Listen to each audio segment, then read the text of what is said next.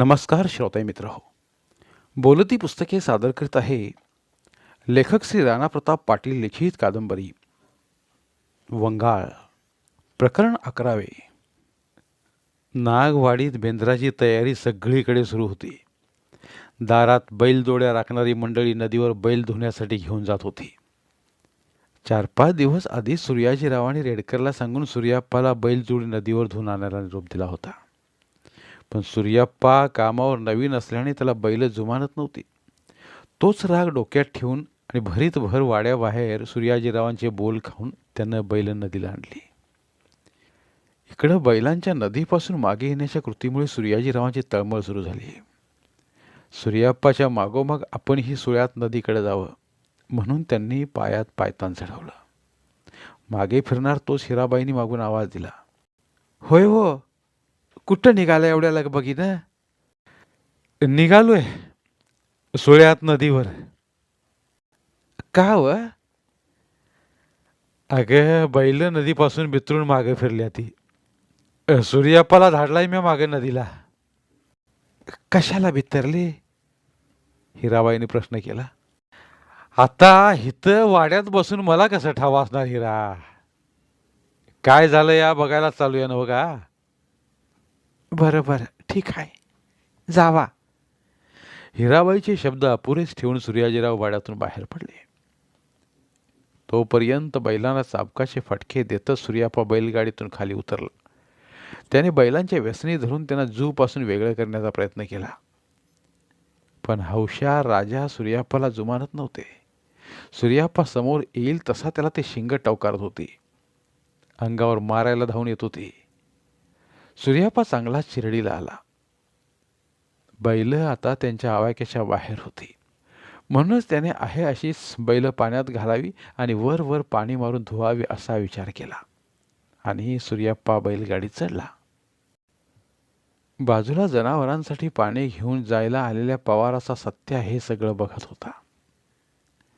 सूर्याप्पाने बैल सोडून देत नसल्याने त्याच्यावर काढलेला ताव पण त्याने बघितला होता. गाडीत चढलेला सूर्याप्पा बैल हाकू लागला. पण बैलांनी नदीकडचे तोंड गावाच्या दिशेला केले. आता सूर्याप्पा सुद्धा ईर्षेला पेटला. त्याने हाताला कासऱ्याचा तिढा दिला आणि आहे तेवढ्याच ताकदीने बैल ओढू लागला. गाडीच्या चाकाच्या बाजूनेच तो बैलगाडी नदीमध्ये सरकवू लागला. तरी बैल काही केले ऐकत नव्हती. सूर्याप्पाने पुन्हा कासऱ्याला हिसळा दिला.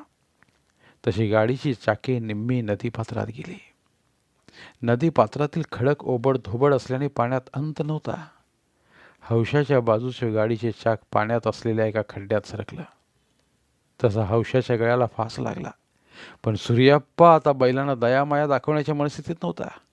त्याने अजून ताकदीने कासरी ओढून गाडी नदीपात्रात घातली. तसा हौशाच्या गळ्याला फास आणखीनच आवळला. जनावरांना पाणी भरायला आलेला सत्या पवार बैलांच्या गळ्याला आवळलेला फास बघून नदीच्या काठावरून सूर्याप्पाला ओरडला, ए सूर्याप्पा, बैलाचा गळा आवळलाय बघ. सत्या पवाराची हाळे ऐकून बैलगाडीचा कासरा धरून मागे ओढत असलेला सूर्याप्पा सावध झाला. त्याने मागे फिरून बघितलं तर निम्म्याला फाजील बैलगाडी पाण्यात शिरली होती आणि हौशा बैलाच्या पाठीमागचं चाक नदीतल्या पाण्याच्या खड्ड्यात पूर्ण बुडालं होतं आणि हौशाच्या गळ्याला फास लागून तो गटांगळ्या खात होता. सूर्याप्पाने कासरं सैल केलं आणि पुन्हा बैल नदीपात्रातून बाहेर हाकू लागला. पण आता फार उशीर झाला होता. नदीच्या आतमध्ये असलेल्या खड्ड्यात आता बैलगाडीचे एक चाक फसलं होतं. आता हौशा राजाला हाणून आणि मारून काही उपयोग नव्हता. हे लक्षात आल्यावर सूर्याप्पाने गाडीतून घाबरूनच पाण्यात उडी मारली. बैलांच्या वेसनी धरून ताकदीने नदीच्या पात्रातून बाहेर उडू लागला. पण गाडीचं चाक नदीपात्रात चांगलंच अडकलं होतं. हौशा बैलाचं आता काय खरं नव्हतं. ए सत्या, लेका पळ झटदिशी, गाडीचं चाक पाण्यात अडकलं या. सूर्याप्पा पार गांगरून गेला होता. भीतीने त्याला नदीमध्ये सुद्धा घाम फुटला.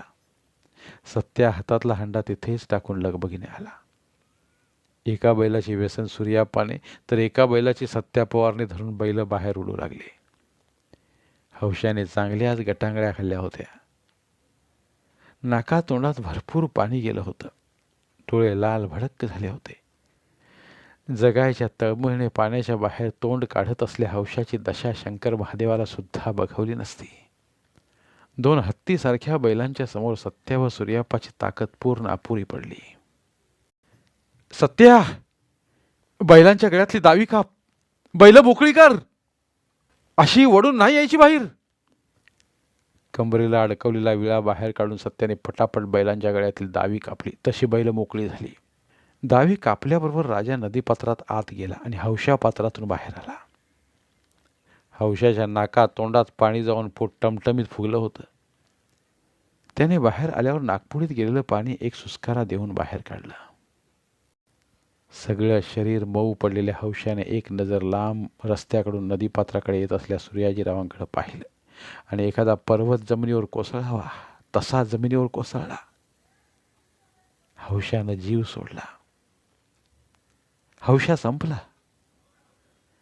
हत्तीसारखा बैल खाली कोसळलेला बघून सूर्याजीराव पळतच तिथं आले. गुडघे टेकून त्याच्या तोंडाजवळ बसले. त्याच्या तोंडावर हात फिरवू लागले. निपचित पडलेला हौशा आता संपला होता. हौशा म्हणून सूर्याजीरावाने एक दीर्घ हाक मारली आणि हौशाला बिलगून धाय मोकलून रडू लागले. ते स्वतःच्या लेकराहून जास्तच माया लावून वाढवलेला बैल आता संपला होता. सूर्याजीरावाने एक क्षणात हौशाची आपल्या शेतातील राबणूक आठवली. शिरगावचा चढ चढताना जीवाच्या आकांताने धान्याने भरलेली गाडी ओढणारा हौशा आता राहिला नव्हता. राजाचा जोडीदार आता राहिला नव्हता. सूर्याजीरावांचे अश्रू तिथेच आवळले. त्यांना नदीतून बैलगाडी बाहेर काढून त्याला राजाला बांधणारा सूर्याप्पा समोर दिसला. सूर्याजीराव चवताळून उठले. त्यांच्या डोळ्यात उतरलेलं रक्त स्पष्ट दिसत होतं. त्यांनी बैलगाडी जवळ जाऊन बैलगाडीच्या खुंट्याला अडकवलेला चाबूक काढला आणि सनसनीत असे 2-3 फटके सूर्याप्पाच्या अंगावर काढले. तसा तो कळवळला. चाबकाच्या फटक्याने त्यांची पाठ लाल भडक झाली. रांडाच्या, माझा सोन्यासारखा बैल मारलास तू? पोटच्या पोराप्रमाणे जपला होता त्याला. 2 निब्बार चाबकाच्या फडक्यानं सूर्याप्पा एका बाजूला झाला. पाठ चोळत गपगार उभा राहिला. पुन्हा चाबूक उगारून सूर्याजीराव म्हणाले, माझ्या तोंडावरून चालता हो, पुन्हा नजरला पडलास तर याद राख. सूर्याप्पाला सुनावून सूर्याजीराव पुन्हा हौशाजवळ आले. त्याच्यावर डोळे भरून नजर टाकून त्यांनी सरळ गावाचा रस्ता धरला. सूर्याजीरावांचा हौशा बैल नदीत बुडून मेला ही बातमी पूर्ण गावभर झाली. मळ्यात रेडकर आणि रामभाऊंना पण समजली. ते तडक नदीजवळ आले. समुद्रासारख्या अथांग पसरल्या कृष्णामाईच्या काठावर हौशा मरून पडला होता. हौशा राजाला त्याचं मरण आधीच दिसलं होतं कदाचित, आणि म्हणूनच त्यांनी नदीपात्रात जायचा सूर्याप्पाला विरोध केला असावा व मोकळी गाडी घेऊन ते गावात वाड्याकडे आले असावेत. पण आलेलं मरण कोणाला चुकलंय का? या विचारातच सूर्याजीराव भावकीत वाड्याजवळ आले. त्यांनी वाड्याच्या पायऱ्या चढून दरवाजात पायतान काढलं व सोप्यात येऊन लोडाला टेकून बसले. हौशाची बातमी वाड्यात आलीच होती. म्हातारीचा व हिराबाईचा सुद्धा हौशाला वाढवण्यात तेवढाच वाटा होता. कोंड्याचा मांडा करून त्यांनी बैल जपला होता. त्यांना पण दुःख झालं. म्हातारी सूर्याजीरावांच्या जवळ येऊन बसली. मधल्या हुंबऱ्यात हिराबाई उभी होती. दुःखाचा डोंगर कोसळल्यासारखा सूर्याजीराव मान खाली घालून बसले होते. भरून येऊन ते आईला बोलले, हौशा मेला ग आपला. असं मरण येईल असं वाटलं सुद्धा नव्हतं. सूर्याजीरावांचा चाचपडत हात आपल्या हातात घेत म्हातारनं त्यांना धीर दिला. असं सूर्याजी, झाल्याला झालं. या दुनियेत येणारा कवा ना कवा जाणारच की. माय लेकाचं बोलणं चालू असतानाच वाड्याबाहेर एक पोलीस जीप येऊन उभी राहिली. त्यामधून उतरले 2 हवालदार वाड्यात दाखल झाले. त्यातल्या एका हवालदारने सूर्याजीरावांना उद्देशून हाक मारली, सूर्याजीराव पाटील तुम्हीच नव्ह का? चला, तक्रार आली आहे तुमची, चौकशीला घ्यायला आलो या. म्हणजे म्या समजलो नाही. सूर्याजीरावांनी चकित होऊन विचारले. चला स्टेशनला, समज समजतं या. मग वाड्यात चौकशीला न्यायला आलेल्या पोलिसांना बघून पाटील वाड्यावर अजून एक संकट ओढवलं. हौशाच्या दुःखातून सावरलं नाही तोवर हे काय नवीन मागं लागलं आपल्या, असा पाटील कुटुंबाला प्रश्न पडला. पण सूर्याजीरावांचं काळीज कठीण होतं. त्यांच्याकडे प्रत्येक वादळाला सामोरे जायची कल्पना होती. सूर्याजीराव उठले आणि आलेल्या हवालदारांसोबत जीपमध्ये बसले. वाड्यात दीर्घ शांतता पसरली. नागवाडीतून पोलीस जीप बाहेर पडली. गावात चर्चेला उधाण आलं. जीप कुंडल पोलीस स्टेशनमध्ये आली. जीपमधून उतरल्या सूर्याजीरावांना एका हवालदाराने काकोटीला धरला आणि स्टेशनमध्ये घेऊन आला.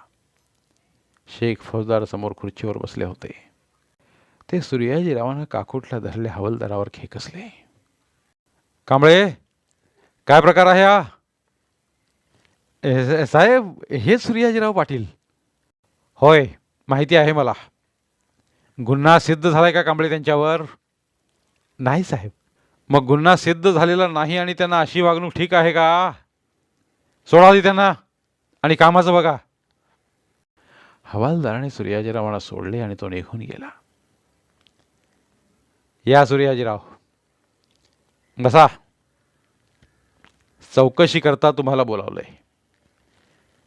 कसली चौकशी साहेब? म्या समजलो नाही. सांगतो, सगळं सांगतो. तुम्ही बसा तर आधी. सूर्याजीरावांनी लाकडी खुर्ची मागे ओढली आणि त्यावर बसले. कोण आहे रे तिकडे? शेख फौजदारने आवाज दिला तसा एक हवालदार तिथं आला. 2 चहा घेऊन ये लगेच. हवालदार निघून गेला. शेख फौजदार बोलू लागले. सूर्याजीराव, तुमच्यावर तक्रार दाखल केली आहे तुमच्या गावच्या पांडाने. तुमचा मुलगा दादासाहेब याने त्याला मारहाण केली आणि तुमची त्याला फूस आहे म्हणून. सूर्याजीराव उचकाळ्यात पडले. त्यांना हे अपेक्षित नव्हतं. पण पांड्या एवढं धाडस करून कुंडलला येऊन तक्रार करण्यातला नव्हता. त्याच्यामागे नक्कीच कोणतरी आहे हे त्याने ओळखलं. तुमच्या गावचे पोलीस पाटील अण्णा पाटील स्वतः जातीनिशी तक्रार नोंद करायला त्याला घेऊन आले होते. अण्णा पाटलांचं नाव ऐकता सूर्याजीरावांना सगळ्या गोष्टीचा उलगडा झाला.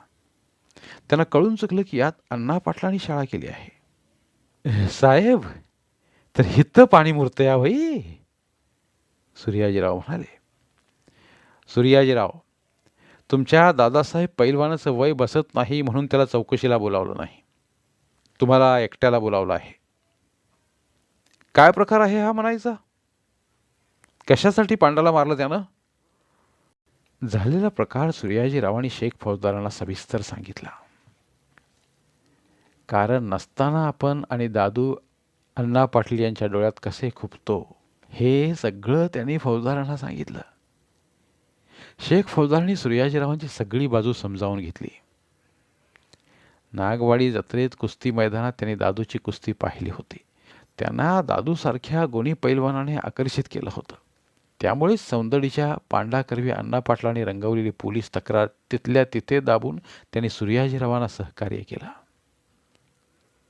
जास्त तक्रार न रंगवता तक्रारला तिथे स्वल्पविराम दिला. ठीक आहे सूर्याजीराव, तुमच्या गावचं राजकारण मी जाणून आहे.